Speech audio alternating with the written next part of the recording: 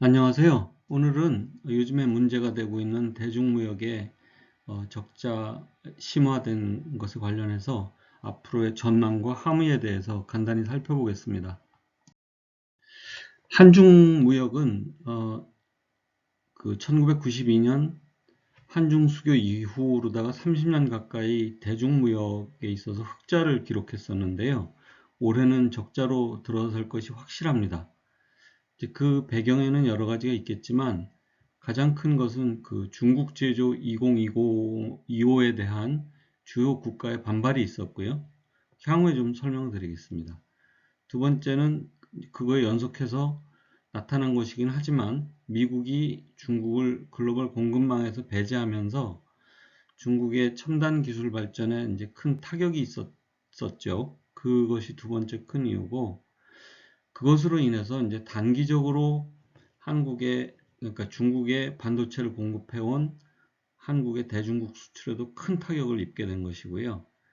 그 다음에 또 하나의 원인은 2015년 한중 FTA를 체결한 이후에 중국발 수입 그 금액보다 우리가 중국 향 수출보다 훨씬 더 빠르게 증가했거든요. 그러니까 수출하는 것보다 중국발 수입액이 너무 컸기 때문에 이런 그 적자 상태가 나타나게 됐습니다. 그렇지만 이 현재 상황으로 보면 장기적으로 세계 환경은 중국 대비 기술 우위를 지속하고 있는 한국에 유리하게 그 전개가 될 거라고 보여지고요. 그렇지만은 우리 입장에서 보면 중국이 그 이웃 국가로서 가장 가까운 국가면서 오랫동안 그 좋은 관계를 유지해온 국가이기 때문에 설린 호혜의 기조를 유지해야 장기적으로도 우리한테 도움이 될 거라고 생각이 됩니다. 그러면 중국 제조 2025가 뭔지 그걸 한번 봐야 되는데요. 이게 중국 정부에서 2015년 5월 8일에 10개년 계획을 발표했는데요. 그 중에 하나 가장 중요한 것이 이 중국 제조 2025라는 계획이었는데 2025년까지 핵심 소재, 핵심 기술 관련된 그 생산액 전체를 70%를 중국 내에서 생산하자. 그런 계획을 만들었습니다. 그게 중국 제조 2025고요. 그러다 보니까 이제 이게 그 전 세계적으로 굉장히 반향이 컸었고요. 각국마다 이제 이 중국의 이런 계획이 그 각자의 나라에 대해서 어떤 영향을 미칠지에 대해서 평가를 했었을 겁니다. 그래서 이제 대표적인 것 중에 하나가 중국이 메모리 반도체에 대해서 엄청난 투자를 했는데요. 이제 그 우리나라 입장에서는 그게 이제 최종 타깃이 삼성전자가 될 것이다 이렇게 그 받아들였죠. 그 이유는 2015년도 이후 그 중국의 그 반도체 투자 계획이 굉장히 공격적이었는데요. 보시다시피 그 반도체에 대해서 천억 불 이상의 투자를 계획을 했었는데 그게 이제 중국 자신의 그 자국 내 기업인 칭화윤리도 있었고요. XMC도 있었고 이런 그 중국 기업뿐만이 아니고 다른 뭐 대만이라든지 홍콩에서 그러니까 결국 중화권 기업이죠. 그런 데서 엄청난 투자를 받아서 그 중국 내 제조 역량을 키우는 쪽으로 투자를 했었습니다. 그래서 2017년 초 기준으로 해서 중국이 한국을 따라잡는 것은 시간 문제다. 이런 그 전망을 사람들이 내놨었고요. 근데 이게 한국에만 관련이 된 게 아니라 이렇게 되다 보면 그 이 글로벌 공급망에 있어서 그 미국과 일본을 배제할 수 있는 그런 그 여지가 생기기 때문에 굉장히 사람들이 신경을 쓸 수밖에 없었죠. 그게 이제 중국 제조 2025가 가져온 파장이었습니다. 이제 큰 그림으로 보면은 그 중국 제조 2025가 가져온 파장 때문에 미국에서는 이제 그 중국에 대해서 핵심 기술이 그 들어가는 거에 대해서 굉장히 부정적인 인식이 있었고 그 수입에 있어서도 관세를 부과하는 그런 그 스탠스를 취하게 됐는데요. 그게 2018년에 그 트럼프가 무지막지한 관세를 25%에 달하는 그 관세를 부과한 조치를 취한 것도 있었고요. 그,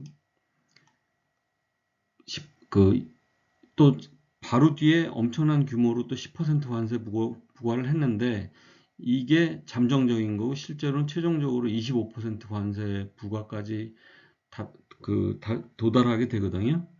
그리고 또 하나가 이제 이 반도체에 대해서 우리나라 반도체에 화웨이 납품도 중단하게끔 미국에서 요구를 해서 화웨이의 납품을 중단하게 된 게 2020년 9월이었었습니다. 그뿐만이 아니라 이게 수출과 수입 추세를 이렇게 보면 우리나라 수출이 이렇게 2016년에 갑자기 떨어진 적이 있었거든요. 이게 이제 사드 때문에 중국이 수입을 굉장히 억제하면서 우리나라 수출이 약해진 것이었고요. 근데 사드가 이게 문제가 되면서 또 동시에 희한하게도 한국하고 중국하고 FTA를 발효를 했거든요. 그게 2015년 12월이었습니다. 그러다 보니까 중국에서 우리나라로 들어오는 수입은 계속 느는데 FTA 때문에 수출은 사드 때문에 줄고 그다음에 이제 사드가 이제 2017년 10월 달에 이제 문재인하고 시진핑이 합의를 해서 그 제재를 풀기로 해서 그다음부터는 조금 늘어났거든요. 그러자마자 또 어떤 일이 일어났냐면 트럼프의 무역 제재로 해서 중국이 미국에 대한 수출이 줄다 보니까 중국이 미국에 수출하는 거는 상당 부분 우리나라에서 중간재를 가져다가 가공하는 게 많기 때문에 그런 것 때문에 또 주는 추세가 있었고요. 그래도 FTA 효과는 있어서 이 관세 부과 효과가 부정적으로 나타난 것을 극복하고 늘어났었거든요. 이제 다시 미국에서 2022년 5월 달에 인도태평양 포럼을 만들면서 또 이제 중국과의 대결 자세를 취하게 되죠. 그리고 이제 2012년도에 우리가 포칩에 공식적으로 참여하게 되면서 이제 중국과의 관계가 더 어렵게 된 거죠. 이 포칩이라는 거는 이제 중국 제조 2025에 대응하기 위해서 기존의 반도체 생산국가 4개국이 연합해서 지금 만들어 놓은 국제 협의체입니다. 그래서 이제 거기에 한국도 참여하게 됐고요. 이제 이런 미묘한 변화에 따라서 그러니까 FTA 때문에 수입은 느는데 중국이 이제 여러 가지 제재도 과하고 그다음에 미국의 관세 부과 때문에 부정적인 영향도 있고 그다음에 IPEF 때문에 인도 태평양 포럼 때문에 줄어드는 그런 것도 있고 해서 이거를 쭉 따라다 보면 무역 수지가 이렇게 줄어들게 됐고 그다음에 지금 적자까지 이제 도달하게 된 거거든요. 12달 이동합으로 보여주는 건데요. 그러면 이게 계속될지 이런 무역 수지 적자가 계속될지 궁금하죠. 그래서 일본 거를 한번 봤습니다. 어떻게 됐는지요? 한번 보시죠. 일본의 추세를 보기 전에 이제 FTA 적용 품목에 대해서 수출입액이 어떻게 되는지 한번 먼저 간단하게 살펴보시죠. 중국에 대한 수출은 계속 늘어왔습니다. 늘어왔는데 보시다시피요. FTA 적용 품목에 대해서요. 근데 이제 수입액이 늘어나는 속도가 훨씬 빠릅니다. 그래서 이 FTA 적용 품목에 대해서는 2016년부터 이미 적자가 나타났었고요. 그 적자가 이제 점점점 심화가 되고 있는 거죠. 그래서 지금 작년에는 340억 불 적자가 났고요. FTA가 적용되지 않은 품목까지 해서 작년에는 약간의 흑자가 났던 거고 올해는 이제 적자가 훨씬 커지겠죠. 일본의 예를 보면 그게 이제 이런 추세가 어떻게 될지 아마 전망이 가능할 겁니다. 일본의 대중국 무역 추세를 보면 지금 일본도 마찬가지로 그 플럭체이션이 좀 있죠. 좀 있는데 그 무역 수지는 계속 적자로 나타나고 있습니다. 그러니까 그 이게 아무래도 중국이 저가의 좋은 제품들을 많이 생산해서 수출을 많이 했었잖아요.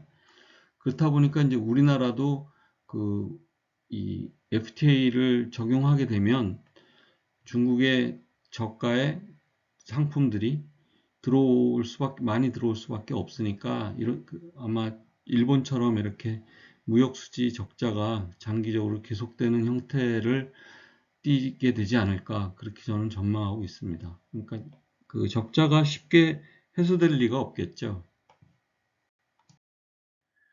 그 중국의 중국 제조 2025에 대해서 글로벌 그 리액션이 굉장히 그 격렬했거든요. 그래서 이제 우리가 봤지만 트럼프도 그러고 바이든도 그러고 굉장히 강경하게 나가고 있고 그 태도가 조만간 뭐 없어질 것 같지 않습니다. 그래서 그 올해 수출입 현황을 이제 봤는데요. 그 7월달 로계로 이게 중국 해관 총서에서 그 나온 자료를 갖다가 이제 살펴본 건데 거기 보시면 수출입이 모두 엄청난 규모로 줄었습니다. 그 6% 수출입이 6% 줄었고요. 특히 이제 한국 같은 경우는 이 그러니까 한국 입장에서 보면 수출이고 중국 입장에서 보면은 수입이죠. 한국에서 수입하는 게 25%가 줄었습니다. 대만에서 수입하는 게 23%고요. 23% 줄었고요. 이렇게 많이 준 이유는 그 미국이 제재 대상으로 삼는 거가 그 첨단 기술, 그 하이테크 이쪽에 관련되는 그런 상품들이기 때문에 그러니까 우리나라에서 수입해 가거나 대만에서 수입한 것들이 이런 하이테크 관련된 거였거든요. 그러니까 이게 다 엄청난 폭으로 줄었던 거죠. 그래서 그 많이 줄어들었던 것이고요. 근데 이제 또 재밌는 게 싱가포르에서는 그 14% 정도밖에 안 줄었는데 싱가포르에 대한 수출은 20%나 늘었습니다. 이게 뭔지 모르겠어요. 하여튼 그 싱가포르에 대해서는 수출이 엄청 늘어났다는 건데 이게 어찌 보면 우회 통로를 싱가포르로 삼은 것 같습니다. 그러니까 중국이 그 제재를 많이 받으니까 그 싱가포르를 우회해서 수출하는 것이 아닌가 이제 그런 생각을 하게 됩니다. 그렇게 돼 있고요. 그리고 이제 지금 무역액이 늘어난 데는 이제 러시아 이런 데가 늘어났고요. 결국은 이 묘하게 그 신냉전처럼 그렇게 자꾸 구도가 가져가는데 그거는 좀 아니지 싶습니다. 그러니까 중국은 얼마든지 그 신냉전에 끼지 않을 수 있는 역량이 있는 나라고 그 러시아하고는 다르죠. 이렇게 다르기 때문에 좀 뭔가 좋은 방향을 강구하면 되지 않을까 싶습니다. 그래서 이제 마지막으로 중국과 관계를 어떻게 설정할 것인지 생각해 볼 필요가 있는데요. 저는 일단 우리 입장에서는 중국이 왜 글로벌 공급망에서 배제가 됐는지 그걸 이해해야 사실은 그 해법이 나올 수 있거든요. 그러니까 그냥 그 정부를 뭐 이렇게 비난한다거나 아니면 그냥 한국의 문제로만 이걸 이해한다 그러면 시야가 굉장히 좁아지게 되겠죠. 그래서 어떻게 이게 중국이 글로벌 공급망에서 배제됐는지 그걸 충분히 이해할 필요가 있고요. 두 번째는 중국이 최근린 국가로서 우리나라하고 설린 호혜 관계를 목표로 해서 그 관계를 설정할 필요가 있다. 저는 그렇게 생각하고요. 그리고 또 하나 이제 중요한 게 중국이 통일을 위해서 굉장히 중요한 파트너잖아요. 그러니까 우리가 통일을 하고자 한다면 중국을 파트너로서 인정을 해야 되고, 그러니까 북한이 가장 큰 파트너긴 하지만 북한의 가장 또 중요한 지원자가 중국이니까 중국의 입장도 충분히 생각을 해줄 필요가 있다는 생각이 들고요. 그 다음에 또 하나는 중국이 현명하게 생각한다면 결국은 글로벌 공급망으로 복귀를 할 거거든요. 근데 이제 어떤 식으로 복귀할지 그건 그 중국 사람들이 결정할 거지만 어찌됐건 글로벌 공급망으로 복귀를 할 때인데 그때를 대비해서 우리도 그 좋은 방향으로 준비할 필요가 있다. 저는 이렇게 생각합니다. 이상입니다. 감사합니다.